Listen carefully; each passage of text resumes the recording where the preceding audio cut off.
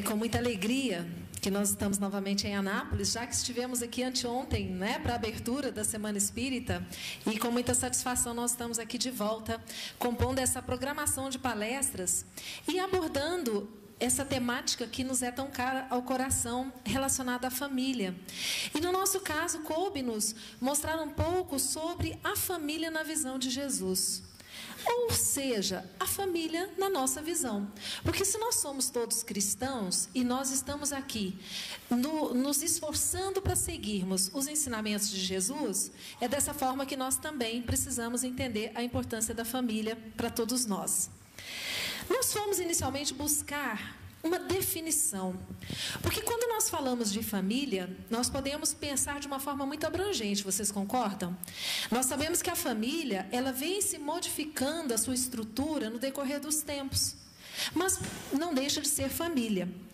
E nós encontramos no dicionário a seguinte definição: a família é a unidade básica da sociedade, formada por indivíduos com ancestrais em comum ou ligados por laços afetivos. Então, percebam bem, a família aqui já é configurada como sendo aquela que pode sim ser formada pelos parentes consanguíneos, mas não somente por esses. Nós temos pessoas que, embora não sejam os nossos parentes consanguíneos, são-nos tão queridos quanto aqueles parentes de sangue. É muito comum, às vezes, nós identificarmos num amigo, num colega de trabalho, num amigo de infância, aquela pessoa que nos é tão querida ao coração, que nós, às vezes, comentamos: esse aqui é mais do que um irmão para mim. Tamanho o amor, o carinho e a amizade que nós temos um pelo outro. Então, a família, ela é muito mais formada por esses laços. Não somente os de sangue, mas os laços da afinidade, os laços do amor. Do ponto de vista espiritual, nós vamos encontrar, no dizer de Joana de Ângeles, pela psicografia de Divaldo Franco, no livro SOS Família, ela nos diz que a família tornou-se a célula máter do organismo social, da sociedade, onde se desenvolvem os sentimentos, a inteligência e o espírito desperta para as realizações superiores da vida. Quando nós renascemos aqui, nesse corpo carnal, Deus nos concede a bênção da família, que é justamente o espaço onde nós daremos ali os nossos primeiros passos, buscando tudo isso, né? Buscando, por meio da nossa inteligência, de todos esses nossos recursos que nós já trazemos, desenvolvemos em nós os sentimentos, aprendemos a amar. E quando eu digo que Deus nos concede a bênção da família, eu volto a lembrar que a família é no conceito mais amplo. Porque senão nós poderíamos pensar assim: mas e aquelas crianças que já nascem órfãos, de mãe e de pai? E aquelas crianças que são deixadas nos orfanatos? Elas também adotam ali a sua família, que é a família espiritual. Então, naquele meio, nós somos colocados justamente porque Deus identifica ali o local ideal para que nós possamos desenvolver esses sentimentos, essas capacidades que nós temos todos latentes dentro de nós. Mas para que isso aconteça, e nós sabemos que é fundamental, a família deve ser fundamentada no amor. Nós sabemos que quando existe o amor, e nós sabemos que esses laços eles se iniciam com o casamento ou com a união de duas pessoas, e o amor está embasando esse relacionamento, as possibilidades de que nós tenhamos sucesso no nosso objetivo, do desenvolvimento do amor, do sentimento, do aprendizado, ele é muito maior. Porque onde existe o amor ele consegue superar vários outros vícios morais que nós trazemos, como o egoísmo, o orgulho, a vaidade e tantos outros que estão também ainda dentro de nós e que nós estamos aqui lutando contra eles. Então, o amor, sendo esse fundamento dessa nova união, dessa família que se forma, ele vai nos ajudar muito a sermos vitoriosos naquela programação que nós já havíamos estabelecido no plano espiritual antes de reencarnarmos. É preciso, então, que haja um compromisso afetivo e moral entre os cônjuges. Se nós identificamos na outra pessoa, aquela pessoa eleita, que nós queremos nos unir e formarmos uma família, isso então vai nos dar a noção de que é um compromisso a dois. E é um compromisso que requer companheirismo, disposição em compreender um ao outro, força nos momentos difíceis e muita união. De nós que estamos aqui, quem é casado? Levante a mão, por favor. Olha, a maioria de nós, não é? Meus irmãos, é fácil? Não é fácil, concordam? A vida a dois não é fácil. Mas se houver entre nós o companheirismo, essa disposição de compreender o outro, porque o outro nem sempre está certo, mas nós também nem sempre estamos certos. Então, nós vamos aprendendo a compreender, a conhecer o outro. Se nós temos força nos momentos difíceis, nós nos unimos, nós vamos superando as dificuldades e vamos prosseguindo aí nessa nossa relação que nós escolhemos. É o caminhar juntos. E esse caminhar juntos, quando nós começamos a viver, principalmente no início da relação, os defeitos aparecem. É justamente nessa convivência a dois que as coisas começam a se complicar. É muito comum nós ouvirmos relatos de jovens casais que dizem que no primeiro ano do casamento é o período mais difícil de todos. Exatamente porque nós ainda estamos, quando estamos lá no período do namoro, tudo são flores. Mas quando nós começamos a viver juntos o dia a dia, aí nós nos revelamos. Aí nós não temos mais como usar máscaras, aí nós somos nós mesmos. E é aí que os problemas começam a acontecer. Então, se existe o amor embasando essa relação, se existe o companheirismo, a compreensão de que o outro não é perfeito, nós vamos conseguindo superar, não é, todas essas dificuldades. Esse relacionamento interpessoal deve ter um objetivo comum. E se esse objetivo é viver junto até que a morte os separe, não é? Nós ouvimos isso quando nos unimos a alguém. Viver junto até que a morte os separe. Para nós espíritas é um pouco diferente, não é? Porque nós sabemos que a morte não separa nada. Ela pode até separar temporariamente para aquele que fica. Porque o que fica nem sempre consegue sentir a presença espiritual do que já partiu. Mas aquele que já partiu, muitas vezes, quando lhe é permitido, ele continua aqui, acompanhando a família, auxiliando dentro do possível. Então, na verdade, a morte não separa. Mas quando nós nos unimos e pensamos dessa forma, os dois envolvidos devem envidar todos os esforços, justamente para vencer aquilo que conflita. Aquilo que nós vamos identificando como sendo os pontos difíceis da relação. Dessa forma, nós vamos procurar valorizar mais os aspectos que nos unem, deixando mais de lado os aspectos que nos trazem dificuldades. Os defeitos. O defeito que eu vejo no outro e que muitas vezes eu também tenho, mas eu não consigo enxergar em mim, mas que o outro enxerga em mim. E assim nós vamos desenvolvendo esses sentimentos. Mas para que nós possamos iniciar esse bom relacionamento, isso só vai ser possível quando há harmonia. Imaginem viver com alguém sob o mesmo teto se não houver harmonia. Se o ambiente for hostil, de guerra, ninguém consegue. Chega num ponto em que é melhor que se separe. Então, nós temos que buscar essa harmonia. E para que nós possamos viver na harmonia, é necessário que o esforço venha dos dois. Um sozinho não consegue fazer nada. Então, é necessário que nós coloquemos em práticas algumas sugestões aqui. Uma delas é a criatividade, que é justamente a capacidade de, juntos, nós termos ideias para resolver esses problemas. Porque, na verdade, o casal perfeito, ele não é o casal que não tem problema nenhum. É difícil nós identificarmos um casal que diga assim, olha, entre nós é sempre tudo às mil maravilhas. Nós nunca tivemos um probleminha. Isso é raro. Existe, mas é raro. Mas o casal perfeito é aquele que, embora tenha problemas, consegue superar esses problemas. Consegue lidar com a dificuldade e consegue superar essa dificuldade. E aí nós voltamos de novo. Para isso é preciso que tenha amor. Se não tiver amor, dificilmente nós vamos ter essa disposição em perdoar o outro, em nos perdoarmos também, quando nós fazemos alguma coisa que não seja muito adequada. é preciso que haja o compromisso. E aí nós falamos que o compromisso é saber que no casamento os dois têm obrigações e deveres. E isso deve ser respeitado. Não dá para construir uma relação forte, sólida, se apenas um tem deveres e o outro só tem direitos. Na verdade, todos nós temos as nossas obrigações, os nossos direitos, mas os nossos deveres.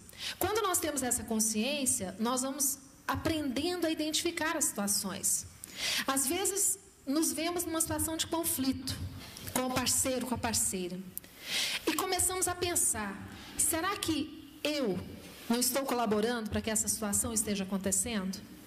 Eu preciso me conhecer, eu preciso me analisar e muitas vezes reconhecer que o companheiro tem razão, que devido às minhas atitudes, as coisas estão perdendo a harmonia. Então, quando nós temos essa habilidade, nós vamos fortalecendo esse compromisso, vamos fortalecendo essa nossa relação. A responsabilidade, que implica na obrigação de cada um responder pelos seus atos. Por isso que a gente sempre, quando é casada, a gente diz assim, às vezes a mulher fica preocupada com o marido, né? Olhando os bolsos, cheirando a camisa, para saber se tem alguma coisa diferente e tal. Nós não temos que fazer isso não, minhas irmãs. Porque, na verdade, cada um tem que saber da sua responsabilidade. Não é? Nós somos seres, nós já somos adultos, nós temos o nosso livre-arbítrio. Nós temos que confiar, acima de tudo, no nosso companheiro e na nossa companheira. Porque se não houver essa confiança, nós perdemos um embasamento forte do casamento. Então tem que haver a confiança e tem que haver a noção de que cada um de nós é responsável pelos seus atos. Então, se houver a infidelidade por parte de um dos dois, de quem que é a responsabilidade? É de quem é infiel. Então nós temos que pensar, a minha responsabilidade é ser o melhor que eu posso.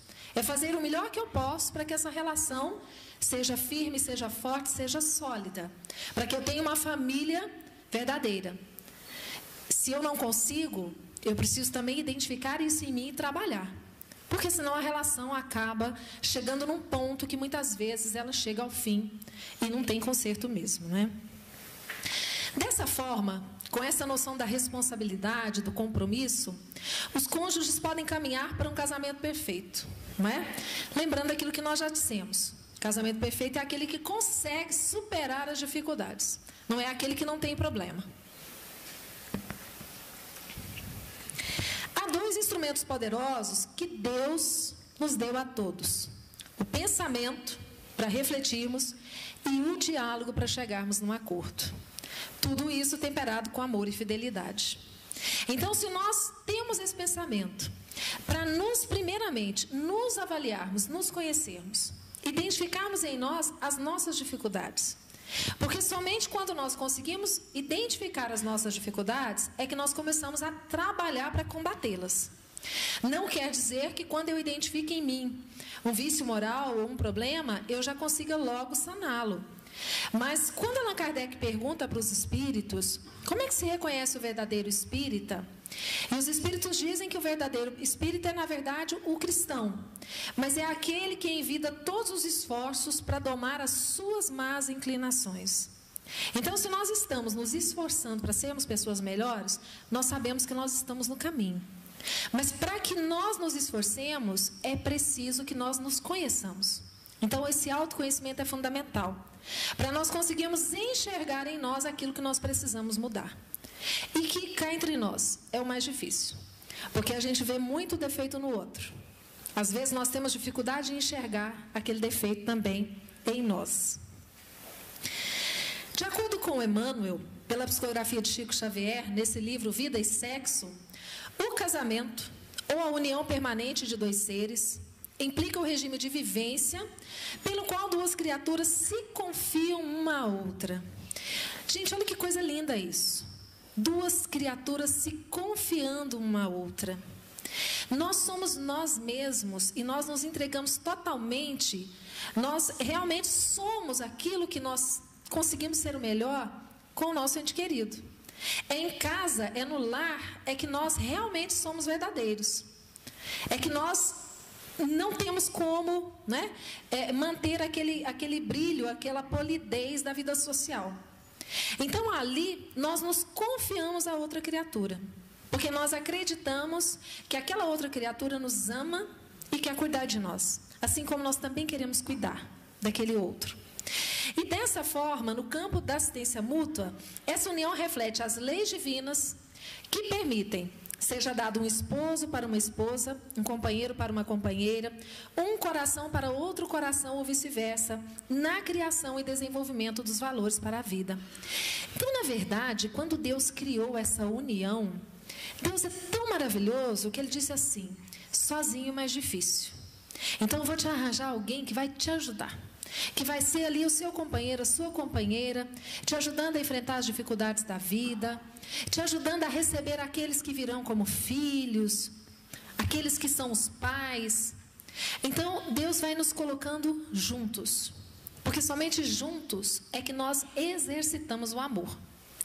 É onde nós podemos provar que nós sabemos amar. É quando nós convivemos com esse outro.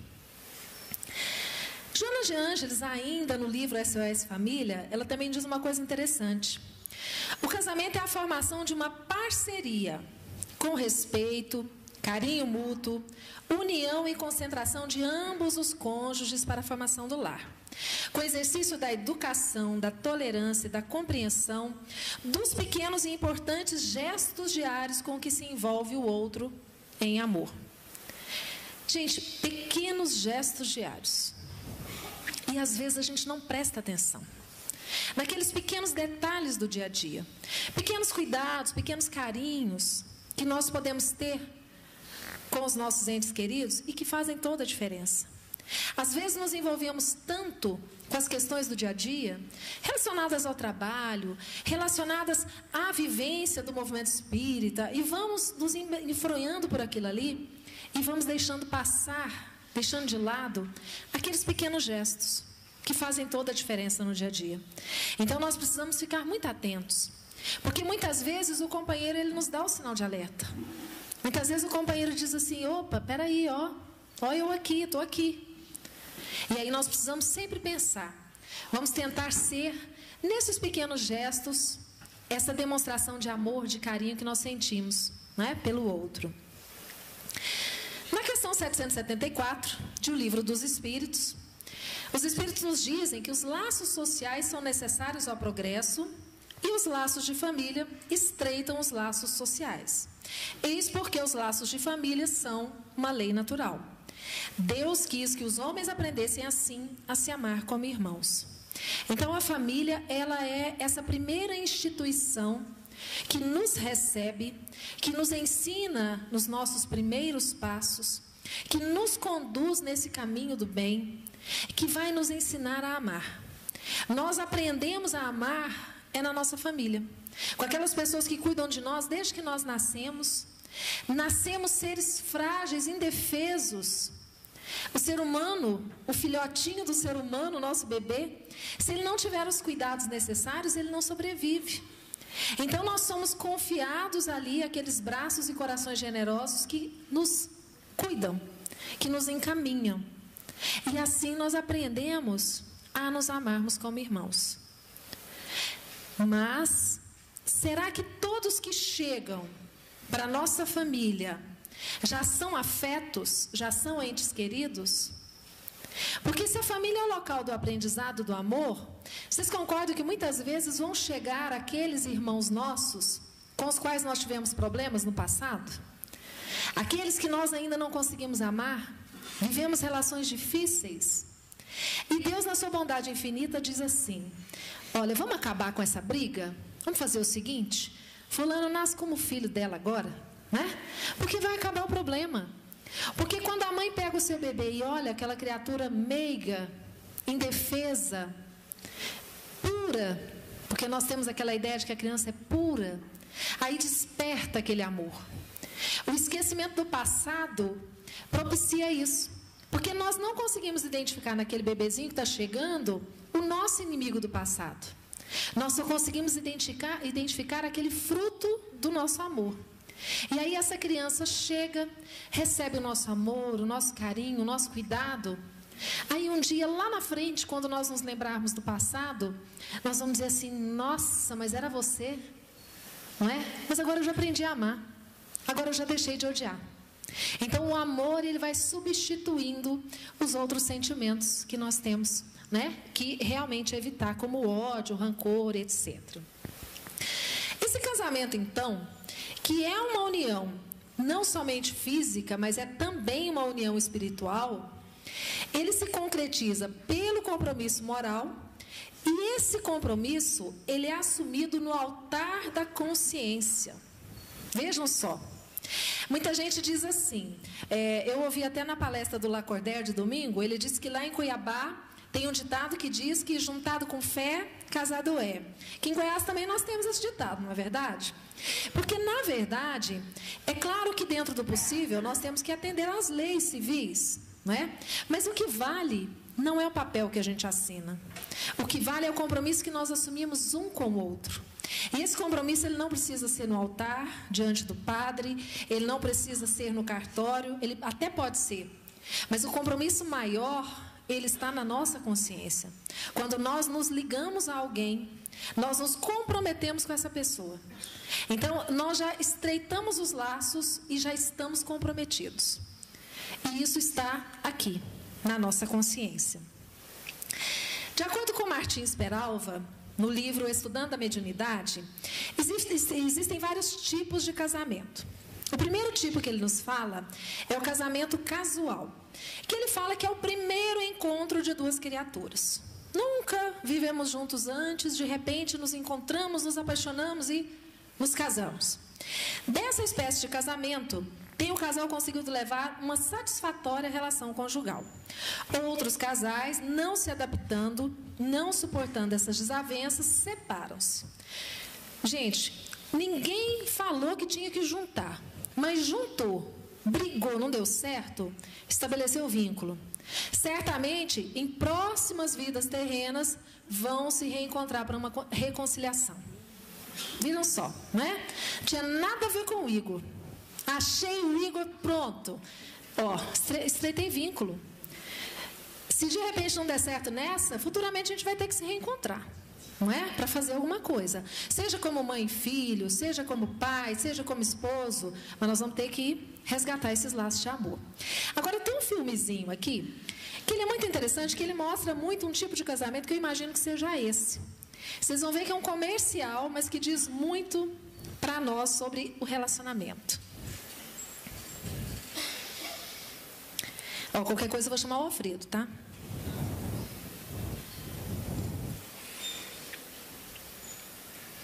Não quer rodar. Isso porque nós testamos antes aqui, tá? É assim mesmo, tecnologia é assim mesmo. Esse videozinho, ele é uma propaganda. Vamos ver se o nosso amigo consegue nos ajudar aqui. Ele é uma propaganda de carro, mas que mostra... Bom, vocês vão ver agora.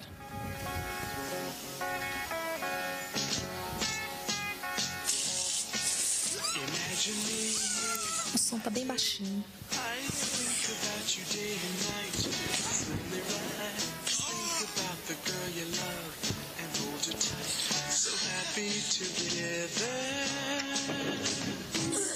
I should call you up, invest a dime, and you say you belong to me.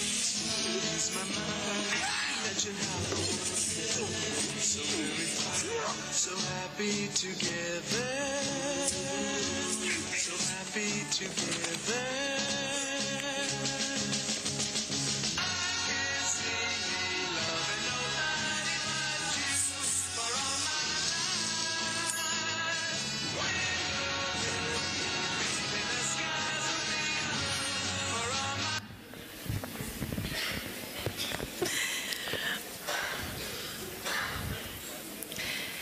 Será que tem amor nesse casamento?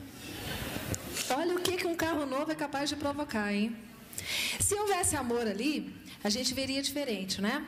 O marido ia dizer assim: querida, vai trabalhar com um carro novo, né? Porque afinal de contas, né? Pegamos ontem, você merece.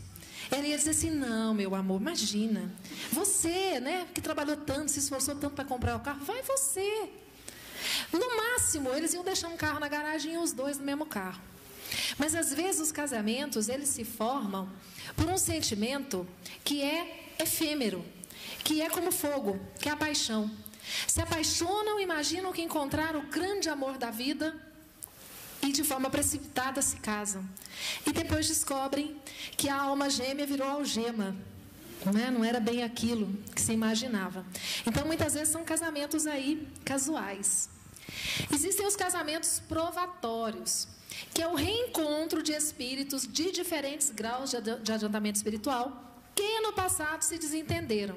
Olha só, teve o casual, nos desentendemos, aí voltamos para um provatório.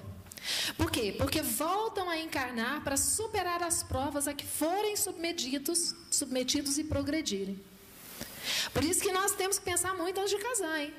Porque se não der certo agora, tem que voltar. O Richard Simonetti conta numa das palestras dele, que certa ocasião, ele fazendo uma palestra numa cidade do interior de São Paulo, uma senhora o procurou e disse assim: olha, eu queria muito que o senhor retornasse aqui na nossa cidade, porque o senhor não sabe o tanto que o senhor me ajudou. Com uma palestra que o senhor fez aqui há alguns anos. Aí ele ficou, surpresa, e disse: nossa, minha irmã, mas eu fico feliz. O que foi que eu disse que te ajudou tanto assim? Sabe o que é? É que quando eu estive aqui naquela ocasião, eu estava decidida a separar do meu marido. Porque realmente a relação estava difícil, complicada, e eu tinha decidido que eu ia me separar. Mas quando o senhor falou aqui na palestra, que se a gente não fica junto aqui, até o fim, depois quando reencarnar tem que vir de novo, eu falei: pelo amor de Deus, prefiro ficar até o fim nessa, porque eu não quero ver nunca mais na minha vida esse camarada, né? E aí ele percebeu que ela não tinha entendido nada da palestra, né? Porque a gente precisa aprender a amar. Se não aprendemos a amar, volta de novo, até a gente conseguir aprender. Existem os casamentos que o Martins Peralva diz que são os expiatórios. Em vida anterior, marido e mulher erraram muito. Reencarnam em novo lar para corrigir os erros cometidos. É um casamento de resgate. É aquilo mesmo de voltar e reparar o erro do passado. Gente, quando é expiatório, não tem escolha. É expiação. É preciso que nós passemos por aquilo, de uma forma ou de outra. É claro que nós temos o nosso livre-arbítrio de escolhermos o momento, mas um dia nós vamos ter que resgatar isso, não é? É lei de causa e efeito. O sacrificial é o tipo de união de um espírito um tanto evoluído com outro menos evoluído, com o fim de auxiliá-lo a progredir. São aqueles lindos romances espíritas que muitas vezes nós lemos, né? Em que um dos personagens poderia habitar mundos melhores, mas abrem mão daquilo para acompanhar o seu amor que ainda precisa reencarnar aqui na Terra, que ainda está distante de atingir o nível espiritual que se tem. Então, são os casamentos sacrificiais. Existem aqueles que são os afins, que são espíritos evoluídos com sentimentos elevados e que se amam verdadeiramente. Corações afetuosos, juntos com objetivos supremos, para adiantarem-se espiritualmente, juntos, um auxiliando o outro. Esse aqui é o sonho de todo mundo, não é? Olha que coisa maravilhosa. E os transcendentes? Transcendentes são almas engrandecidas no bem e que se buscam para realizações imortais. Eu fico imaginando esse tipo aqui, deve ter sido o casamento de Allan Kardec com Amélie Baudet. Não é? Porque ela foi uma companheirona, auxiliou o professor Hippolyte Léon no trabalho que ele precisava realizar. Eram almas engrandecidas no bem e que estavam ali com um propósito. Não é? Fica imaginando. Na verdade, é difícil para nós identificarmos em qual categoria nós nos achamos. Mas uma coisa é fato: nada acontece por acaso. Se hoje nós estamos onde estamos, foi porque a providência divina nos colocou nesse lugar. E é o que nós precisamos para aprendermos a amar e a progredir espiritualmente. Então, nós temos que aproveitar o melhor do que nós temos. Quando o casal, então, se une e constitui a família, aí chegam os filhos. E esses filhos, muitas vezes, quando nós olhamos para aquela carinha ingênua, inocente do nosso filhinho que chega, nós nos esquecemos de que esses nossos filhos, eles são espíritos. Que o corpo é novo, recém-formado, mas que o espírito que habita aquele corpo é antigo. Pode ser muito mais antigo do que nós mesmos. Então, Hermínio Miranda, nesse livro, Nossos Filhos São Espíritos, ele nos chama a atenção para alguns detalhes. Ele fala que nós temos, às vezes, ideias preconcebidas. É aquilo de dizer assim: ah, mas olha, você viu? O Marquinhos puxou o jeito enérgico do pai. O menino, às vezes, é birrento, mal educado, briga com a mãe. E o pessoal fala assim: nossa, que gracinha, parece o pai, né? Porque o pai é sistemático, é bravo. E o menininho é igualzinho o pai. Será que ele puxou isso geneticamente do pai? O Espírito trouxe isso, não é? De todas as vivências que ele tinha ali arquivadas do passado. Melissa é temperamental como a mãe. É claro que nós sabemos que quando nós temos os nossos filhos, nós somos o espelho. Os nossos filhos olham para nós como pais e mães, como referencial de conduta. Mas eles já trazem uma tendência. Então, nós temos o poder de reforçar ou não os aspectos positivos e negativos que os nossos filhos já trazem, não é?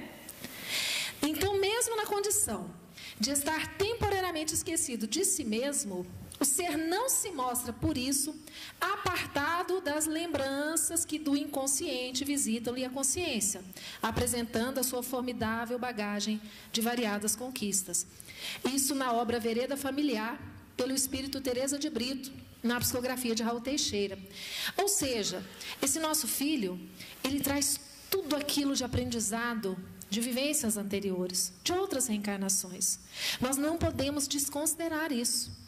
Então, é importante que nós, como pais, fiquemos atentos aos nossos filhos, observando que tipo de tendência traz esse espírito que nos chegou nessa condição de filhos, para que nós possamos ajudar nessa orientação.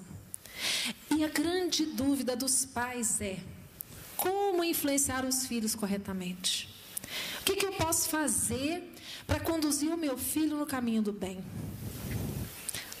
Outro videozinho que vai dizer para nós muita coisa aqui.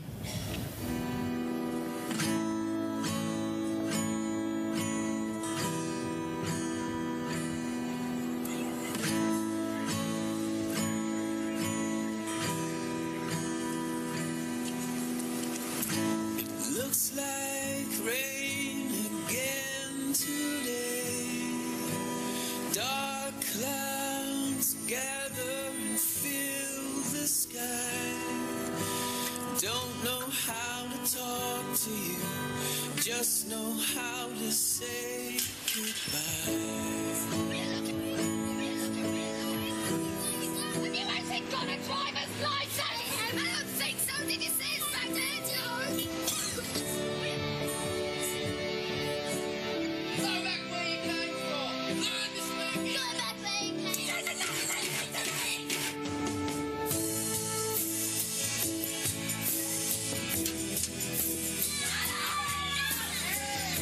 What's wrong with you, Harry?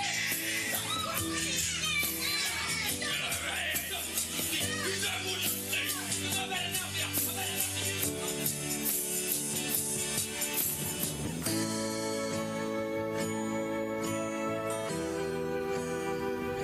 Criança vê, criança faz.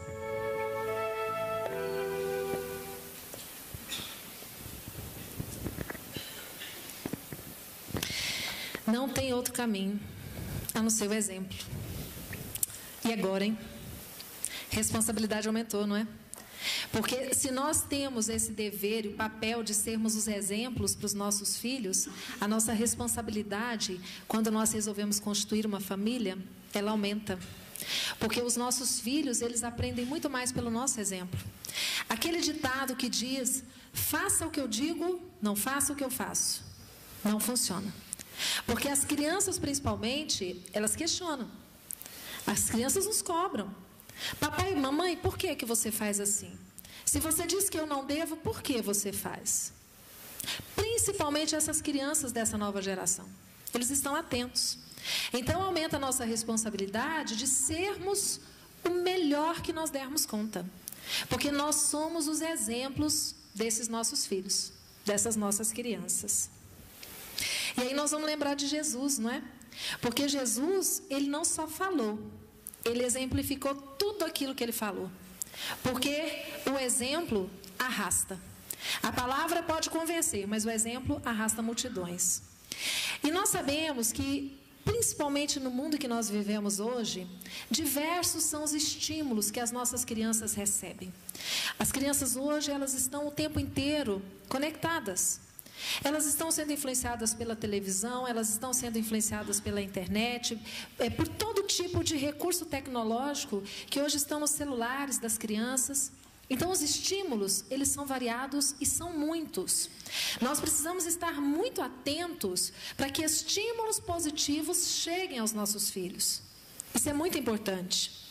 Temos que ter muito cuidado, porque às vezes achamos que porque a criança é pequenininha, certas atitudes são engraçadinhas, não é? Você diz assim, nossa, você viu como é brava? Olha que gracinha ela fazendo aquilo. Então, muito cuidado quando ensinamos essas coisas ditas engraçadas. Porque a criança depois não entende. Quando era pequenininha, podia. Depois que cresce, apanha, porque não pode falar aquilo, não pode fazer aquele gesto. Então, nós temos que ser coerentes com isso. Cuidado com a agressão. A criança que cresce num ambiente agressivo, ela leva aquilo consigo. E na idade adulta, ela vai ter muito mais dificuldade para viver de forma pacificada, porque ela foi criada naquele ambiente de agressividade. Cuidado com a mentira, porque as crianças não são bobas. Elas percebem quando nós estamos mentindo. E se nós dissemos para ela que não podemos mentir, e ela nos pega na mentira, que exemplo que nós somos para esses nossos filhos? Não vamos impor medos traumatizantes na criança. Criança de hoje em dia não cai mais naquela de bicho-papão que vem pegar. A criança, ela quer argumento lógico e coerente. Então, não adianta você dizer assim, não faça isso, porque senão de noite o bicho-papão vem e te pega. Ela vai dar risada, ela vai falar, mãe, que isso? Você ainda acredita em bicho-papão? Hoje a criança tem que ser dialogado, não é? Você precisa mostrar para ela de forma coerente por que aquilo não é correto, por que ela não deve fazer aquilo. Cuidado com os sabores alcoólicos e outras coisas que nós oferecemos para a nossa criança. O pai que pega a chupeta do bebê e molha na cerveja e põe na boquinha da criança. O que ele está ensinando para esse filho? Não é? Olha o risco que nós corremos. Por outro lado, nós podemos instigar o bom humor, para que a criança tenha uma vida leve, bem-humorada, fomentar a descontração, a alegria verdadeira, incentivar tudo, não é? Que o faça ser uma pessoa boa e evitar tudo que fortifique nele a vaidade e o orgulho. Então, aquilo de nós elevarmos a autoestima da nossa criança é ótimo, mas até nisso nós temos que ter cuidado. Porque senão nós vamos dizer assim, ah, minha filha, você é a única menina bonita naquela escola é você. As outras todas coitadinhas, né? Não chegam nem aos seus pés. Então nós temos que dizer para a filha, você é linda. Mas olha como as suas coleguinhas também são lindas, não é? Que meninas lindas que vocês são. Mostrando que todos nós temos qualidades. Não incentivando essa vaidade, essa soberba e esse orgulho, não é? Nas nossas crianças. E uma grande preocupação nossa, como pais, é pensar no futuro dos nossos filhos. E aí nós ficamos pensando assim, o que o meu filho vai ser quando ele crescer? E pais, muitas vezes, planejam a vida dos filhos, né? Ah, meu filho tem que ser médico, porque médico é uma posição que dá status, dá dinheiro, não é? Ele vai ser feliz se ele for médico. E aí o menino quer ser chefe de cozinha.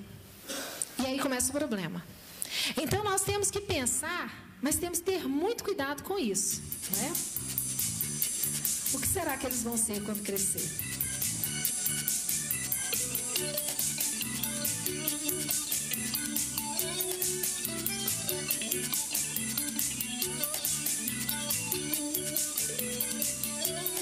Olha o sol nascendo, gente! Bom dia!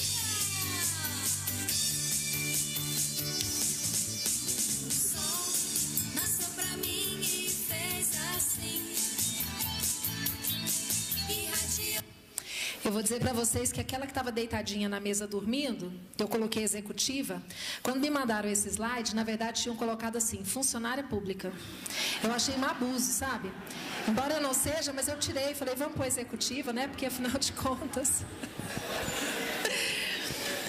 Muitas muitas vezes nós ficamos preocupados com essas questões do mundo, e que são lícitas sim de nós nos preocuparmos, mas nós precisamos primeiro identificar nas nossas famílias quais as dificuldades que nós enfrentamos. Quantos de nós vivemos situações de problemas nas nossas famílias? Irmãos que se antagonizam, cônjuges, né? Esposo e esposa em briga, em disputa, em demanda, em litígio, sempre brigando um contra o outro, animosidade entre filhos e pais, tempestades verbais, agressividade. Se nós vivemos com isso, nós precisamos buscar a superação dessas dificuldades. Identifiquei isso no meu lar, vejo que não estamos no caminho certo, o que eu posso fazer para melhorar? Para que a minha família esteja no caminho correto, no caminho do crescimento e dessa amorosidade. Aí vem aí algumas dicas, né, desses autores que falam para nós sobre isso. Primeira dica: perdoe erros cometidos por você e por seu cônjuge no passado. E nada de relembrá-los em novas discussões. O Lacordaire falou isso também no domingo, que eu me lembro, né? Daquilo que aconteceu há 18 anos, 15 dias e 6 horas. E o outro lembra, né? Ah, você acha que eu esqueci aquilo que você fez comigo? É porque não foi perdoado. Então, quando nós perdoamos e esquecemos. Deixa aquilo para lá. Não vai nos ajudar em nada. Não vai melhorar em nada a nossa vida. Veja a pessoa amada com realismo. Às vezes nós queremos ver no outro algo que ele ainda não consegue ser. É como se fosse aqui a imagem, né, do gatinho que se olha no espelho e vê o leão. Mas na verdade ele é o gatinho. Então não criemos expectativas em relação ao outro acima daquilo que ele consegue nos dar. Porque quando nós criamos essas expectativas enormes, nós nos decepcionamos. Então, para que nós não nos decepcionemos com as pessoas, é só nós não criarmos expectativas. Lembrando que cada um dá aquilo que tem, aquilo que pode. Isso vai nos ajudar muito nos nossos relacionamentos. Outro cuidado que nós temos que ter é não confundir os nossos problemas pessoais com problemas na relação. Não descontemos os nossos problemas no nosso parceiro. Então, de repente, eu tenho dificuldades no ambiente de trabalho, eu vivo um clima ruim na minha empresa, onde eu trabalho, e eu acabo chegando em casa e trazendo tudo aquilo, né, que vai acumulando em mim e que eu não posso, muitas vezes, extravasar lá no meu trabalho. Eu chego e desconto na família. E aí fica a esposa, os filhos, ou o esposo e os filhos assim, né, pensando, meu Deus, o que a gente faz? Porque é algo que não está ali o problema. É um problema que veio de fora, mas que afeta e prejudica a vida da família. Dedique ao outro amor e compaixão sem esperar retorno imediato. Porque quem ama de verdade não espera recompensa. O amor é um sentimento de doação, não é um sentimento de troca. Por isso que quando a gente diz assim, ah, fulano, eu vou te fazer a pessoa mais feliz do mundo. Não tem como. Porque eu não tenho o poder de fazer o outro feliz. O outro é que tem o poder de dizer se ele vai ser feliz ou não. Porque eu posso fazer o melhor que eu puder. E ainda assim talvez não seja bastante para aquela pessoa. Então nós precisamos ter sempre esse sentimento de doação. Não esperar nada em troca. Não estabeleça competição. Se houver competição, as coisas começam a degringolar. Tem um texto do Rubem Alves bem interessante que ele compara ao casamento há 2 tipos de jogos, o tênis e o frescobol. O frescobol é aquele jogo que a gente joga normalmente na praia, né? Em que um joga a bolinha para o outro para que o outro pegue a bolinha. Porque o bom do jogo é você ficar jogando de um para o outro sem deixar a bolinha se perder. É exatamente um colaborando para que o outro acerte na jogada.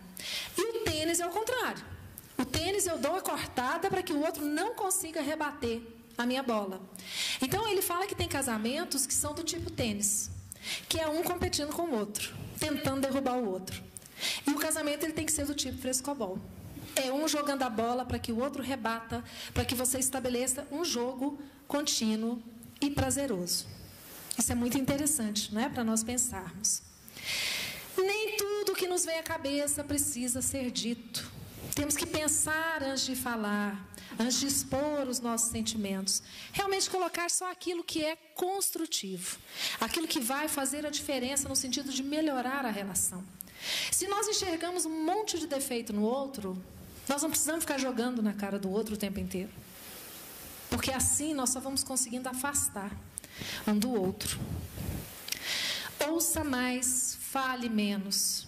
Tenhamos paciência de ouvir a pessoa. Algumas pessoas dizem que nós precisávamos fazer cursos de escutatória, porque cursos de oratória nós temos vários, né, por aí. Mas curso de escutatória, porque nós temos dificuldade em ouvir o outro, em ouvir as pessoas. Então nós precisamos desenvolver essa capacidade de ouvir o outro. E esses sentimentos negativos, como a crítica rude, ironia, inveja, raiva, medo, culpa, vergonha, tudo isso são sentimentos ruins, negativos e que devem ser afastados, então, da nossa relação. Porque eles não auxiliam em nada. Pelo contrário, eles nos afastam um do outro, cada vez mais. Pense todos os dias em pelo menos 3 qualidades que você aprecia no seu amor. Olha que coisa boa isso, né? Eu gostei dessa dica. Ao invés da gente lembrar dos defeitos, vamos pensar nas coisas boas que a pessoa tem. Porque todo mundo tem algo de bom. Então vamos valorizar isso. Seja o primeiro a tornar-se gentil quando há algum problema. O primeiro a sorrir quando acorda. Porque muitas vezes depende muito de nós, da nossa iniciativa. Quando nós temos a iniciativa no sentido da paz, da harmonia, da conciliação, as coisas podem permanecer muito melhor. E se o outro foge dessa sintonia, mas nós não aceitamos e não entramos na sintonia da desarmonia, não tem ressonância. A gente acaba voltando para a harmonia que é necessária. Aí há aquele ditado também, que quando um não quer, 2 não brigam. Sejamos nós a nunca querer brigar.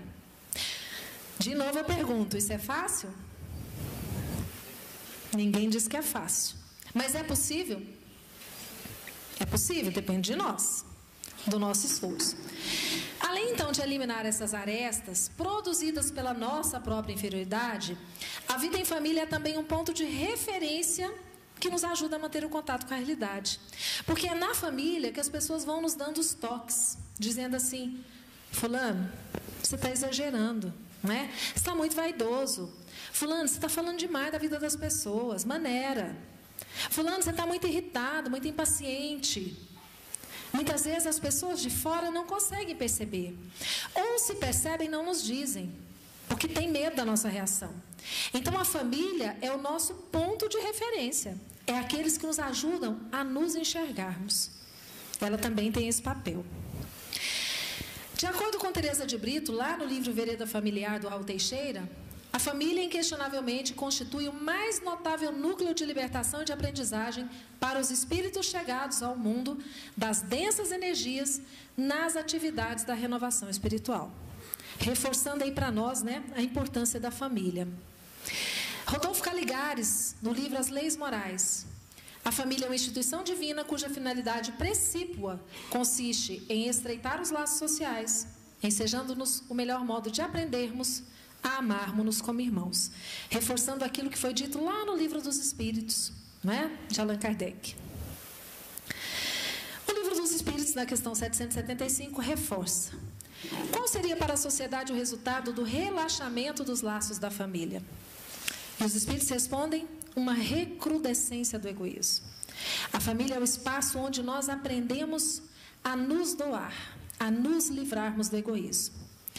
E nós temos uma história que é muito interessante, que é uma história escrita também, é um texto do Rubem Alves. Não sei se vocês conhecem, é A Menina e o Pássaro Encantado. Essa história nos conta que uma menina que vivia num reino distante, ela tinha um pássaro que era um pássaro especial. Ele era um pássaro encantado.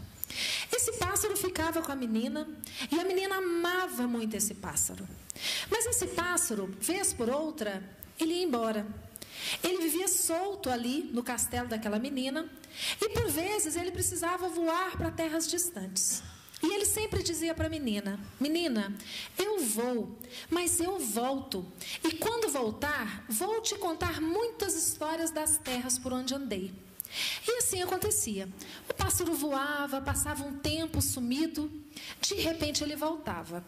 E sempre que ele voltava, as penas dele tinham uma cor diferente, porque as penas traziam a coloração do local onde ele esteve. Então, por vezes, ele chegava com as penas vermelhas e ele dizia que era a cor do sol do deserto, onde ele tinha estado. Outras vezes ele chegava com a pena toda branquinha e ele falava que era como a neve do pico das montanhas onde ele esteve. E ele contava lindas histórias para essa menina dos lugares onde ele tinha ido. Só que a menina sentia muita falta do pássaro toda vez que ele se ausentava. E ela um dia, retornando aquele pássaro cansado, ela pensou: mas se eu prender o pássaro? Se eu prendê-lo numa gaiola, ele não vai poder voar mais. Aí ele não vai embora, eu não vou sentir mais a falta dele. E assim ela arranjou uma gaiola toda de prata, bonita, e cuidadosamente aproveitou que o pássaro estava dormindo e prendeu o pássaro na gaiola. Quando o pássaro acordou e percebeu, ele disse: ah, menina, por que você fez isso? Ela disse: mas eu não posso ficar longe de você. E ele disse: menina, mas eu preciso ser livre. Agora eu não terei mais como contar as histórias lindas que eu te conto. As minhas penas, elas vão desaparecer, porque eu não poderei mais visitar os lugares lindos que eu visito. E a menina pensava assim: ah, ele se acostuma. Com o tempo ele se acostuma e para de reclamar. Mas não aconteceu isso. O pássaro começou a definhar, as penas começaram a cair e ele foi adoecendo e ficando triste. E a menina compreendeu que aquilo que ela tinha feito tinha sido muito errado. Porque, na verdade, quem ama não pode aprisionar. A gente tem que amar para libertar. Então a menina resolve abrir a gaiola e permitir que o pássaro de novo voe para distante, com a promessa de que um dia ele voltaria. Esse é um texto que nos traz muita relação com a nossa vida em família. Porque nós não podemos ter a ilusão de que nós temos o nosso companheiro do nosso lado ou os nossos filhos para aprisioná-los. Todos nós estamos aqui para crescermos juntos, mas todos nós temos o livre-arbítrio, nós temos o poder e o dever de escolher os nossos caminhos. Isso nunca pode faltar para nós, o respeito à individualidade do outro, porque nós somos seres imortais, que estamos juntos nesse processo de aprendizado, mas cada um é único, e nós temos que compreender e respeitar, esse indivíduo que está conosco. E o que vai nos ajudar nesse processo é acendermos a claridade do Evangelho no lar. A prática do Evangelho no lar, ela vai nos trazer essa harmonia, vai nos auxiliar nesse processo de harmonização do nosso lar, fazendo com que a nossa relação com a nossa família se torne melhor, embasada nos ensinamentos de Jesus. Cristo no lar significa comunhão, esperança com amor. Com Jesus em casa, acendem-se as claridades para o futuro, a iluminar as sombras que campeiam desde agora. Por isso fica para nós a dica: façamos o Evangelho no lar. Aquela reunião que nós realizamos pelo menos uma vez por semana, de preferência, se possível, com a família reunida, onde nós lemos uma página do Evangelho, ou de uma obra com cunho moral elevado, e juntos nós refletimos sobre aqueles ensinamentos. Isso vai nos proporcionar, vai nos trazer muita paz e harmonia dentro do nosso lar. Dessa forma, meus irmãos, nós temos só que agradecê-los, rogar que Jesus continue nos abençoando, nos fortalecendo, para que nós possamos nos conduzir da melhor forma possível, fortalecendo esses laços familiares que nós criamos quando nós nos unimos a alguém e iniciamos uma nova família. Nós gostaríamos apenas de deixar um convite, antes de concluirmos. Esse ano nós estamos aí comemorando os 150 anos de publicação de um Evangelho segundo o Espiritismo. Então, vários eventos do Movimento Espírita no decorrer do ano são voltados para essa obra fundamental. Inclusive esse evento que nós estamos, a Semana Espírita, não deixa de ser. Nós realizaremos em Goiânia, nos dias 17 a 24 de agosto, a Semana Espírita de Goiânia. Então, nós queremos convidá-los, aqueles que puderem estar conosco. Nós faremos a abertura da Semana Espírita no dia 17, no domingo, pela manhã, com o seminário com o Dr. Andrei Moreira, que vai falar para nós sobre o perdão, o auto-perdão e outras potências da alma.